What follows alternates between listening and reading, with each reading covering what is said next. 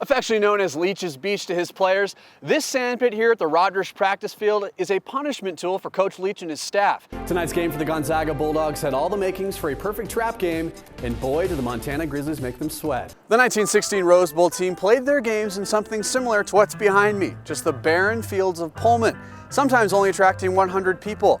But now, 100 years later, Martin Stadium is now home for the Washington State Cougs. It was a successful weekend in Tacoma for Central and Eastern Washington teams at the State Football Championship games. 5 teams made the trip over to the mountains, and all 5 came back with wins. After the Sun Bowl win against Miami this past season, Washington State is now a destination for 3 and 4 star recruits. The Cougs are a confident bunch this week as they travel down to Tucson to take on the Wildcats and their high-powered running attack. Luke Falk was knocked out last week against Colorado. No matter though, Peyton Bender, the backup, would come in and the offense would not miss a beat. But the Cougs found out the hard way that momentum can come to a crashing halt. The Hawks seem to be rolling as the season reaches the home stretch. Come November and December, the Hawks realize these games matter just a little bit more. It's go time. This could be the last game of the rivalry for a very long time. Ernie Kent definitely has said that he wants to continue the game against Gonzaga. Mark Few, on the other hand, not so much. Fun, family, and positivity. That's what the Rolling Hills Derby Dames right here in Pullman, Washington are all about. From our News 8 and videographer Paige Schoengarth, wish me luck, I'm Ben Wineman. Gonzaga trying to bounce back from last Saturday's home loss to those Arizona Wildcats.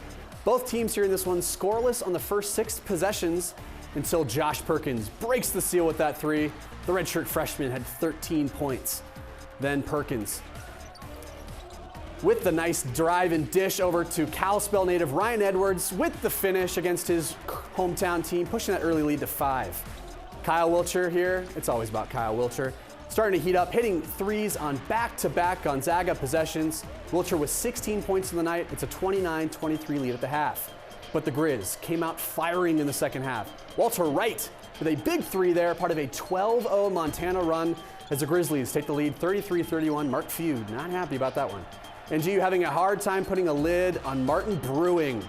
He scores a game-high 20 for the Grizz. Montana, though, still trailing 39-37. A seesaw affair down the stretch. 2-point game with less than 9 minutes to play. Eric McClellan cans that clutch 3. Gonzaga now on top, 44-39. Montana, though, came back, clinching to a 1-point lead here late in the game. Zags ball, and it's just a clutch shot by the redshirt freshman, Josh Perkins, as the Zags retake the lead with 38 seconds to play, and they don't give it up. They escape with the win, 61-58. 25th all-time meeting between Gonzaga and Washington State. Bulldogs trailing in this one 32-27 in the third. Georgia Sturton finds birthday girl Shelby Cheslick, 15 points and 14 rebounds for the Pullman High School grad in front of her hometown fans. Cougs trying to extend their lead late in the quarter. Borislava Hirostova, the freshman, hits the long step-back jumper. She led all scorers with 17 points. Cougs up 8 at the end of 3. Now in the fourth, Sturton to a wide-open Emma Staw. And that's 3 points of her 11 total on the night. It's now a 2-point ball game. That Washington State lead down to 1, just under 3 minutes to play.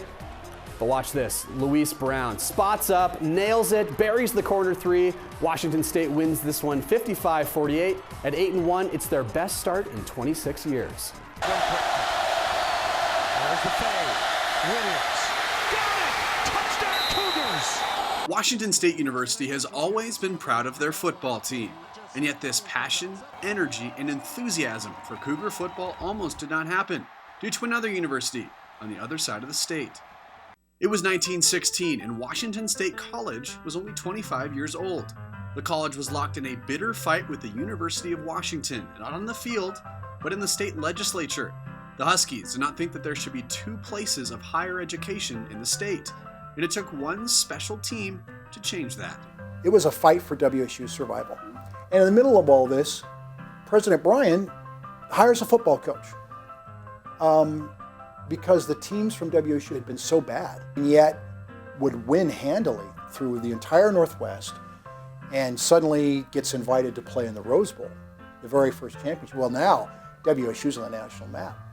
In what was the first modern championship college football game, the Washington State Cougars traveled down to the Rose Bowl, the granddaddy of them all, and beat Brown 14-0.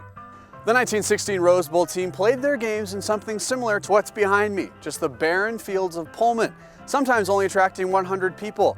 But now, 100 years later, Martin Stadium is now home for the Washington State Cougs, drawing 35,000 people on game day and boosting one of the largest student sections in the entire Pac-12. This place is one of the toughest places to play in all of college football. Currently at Washington State, the Cougar football team is coming back after nearly a decade of mediocrity. And yet next to Martin Stadium, in the depths of the library, is home to the treasure trove that is the university archives. Marco English is the head university archivist, putting him in charge of preserving and protecting these artifacts for the general public to view.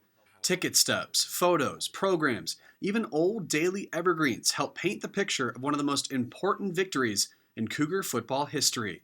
This type of stuff helps you turn history from what I kind of describe as names and dates and dust-covered books and papers into real-life stories.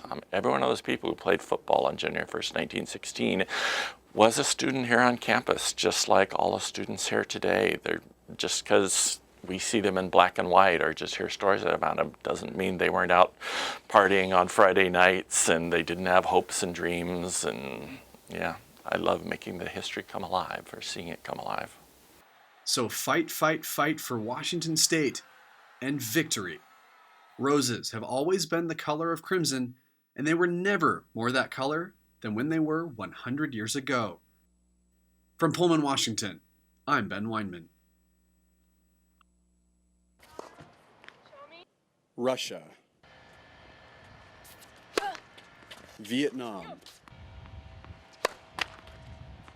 Ireland. Washington State is truly an international university, attracting students from all around the world.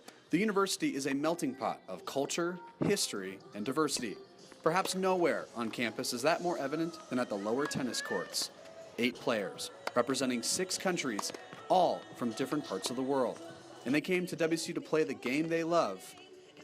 You know, tennis is such an international sport. Internationally, it's the #1 female sport internationally. In the United States, it's probably not #1 or even 2 or 3.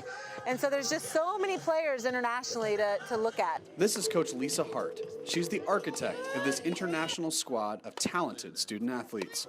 For Coach Hart, her energy and passion for the game of tennis helps bring these players to Pullman. Challenges this team faced included learning a new language, balancing the life of being a student first, athlete second, and like so many others, they thought they were going to a different large city. Actually thought it was Washington, D.C., so I was like, oh, that's nice, it's only an 8-hour flight, you know. But the girls maintain that it is the team that has really helped them be comfortable here at WSU and in the United States. Because we're all in the same situation. So I think that's a positive thing about our team. So we all understand each other and stuff like that. It actually helps with our family atmosphere because there's nobody, everyone's in the same boat. Nobody has parents or family here. So they tend to really stick together and help each other. And I think it actually serves as an asset for our team. And if I would have to do it over, I would do everything the exact same thing, you know.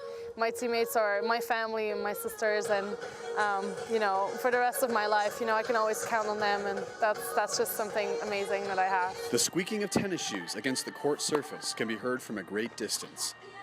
And the whole time, shouts of "Let's go Cougs!" ring out throughout the lower tennis courts.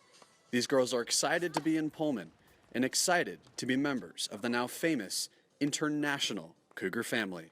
Kom igen Puma. Go Puma! From Murrow News 8, I'm Ben Wineman. Some girls play soccer, some girls play softball, and some girls dance. But for the Rolling Hills Derby Dames, they play one of the most unique sports around, roller derby. Sometimes it pays to be small, and sometimes it pays to be tall. But for roller derby, bigger, smaller, short, tall, fat, skinny, whatever, you have a good advantage in the game of roller derby. They're mostly the people that are like really weird and outcasts of everybody, but we all kind of get along. it's that family atmosphere that keeps these women coming back to the gym. There's a lot of unity and camaraderie that happens behind the scenes. Like, you know, you see us skating and you see us looking like, you know, amazing.